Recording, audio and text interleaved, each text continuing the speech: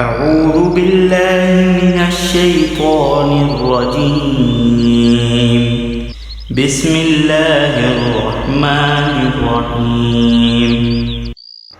عبد الرحمن مازنی اپنے والد عبداللہ سے بیان کرتے ہیں کہ ان کے والد نے انہیں خبر دی کہ حضرت ابو سعید خدری رضی اللہ عنہ صحابی نے ان سے بیان کیا کہ میں دیکھتا ہوں کہ تمہیں بکریوں اور جنگل میں رہنا پسند ہے، اس لیے جب تم جنگل میں اپنی بکریوں کو لیے ہوئے موجود ہو اور نماز کے لیے اذان دو تو تم بلند آواز سے اذان دیا کرو، کیونکہ جن و انس بلکہ تمام ہی چیزیں جو مؤذن کی آواز سنتی ہیں قیامت کے دن اس پر گواہی دیں گی۔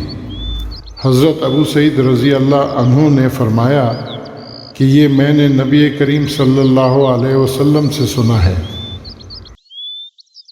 narrated عبد الرحمن Abu Sa'id al-Khudri told my father, I see you liking sheep and the wilderness.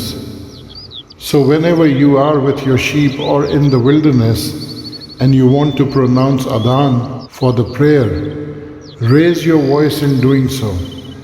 For whoever hears the adhan, whether a human being, a jinn or any other creature, will be a witness for you on the day of resurrection.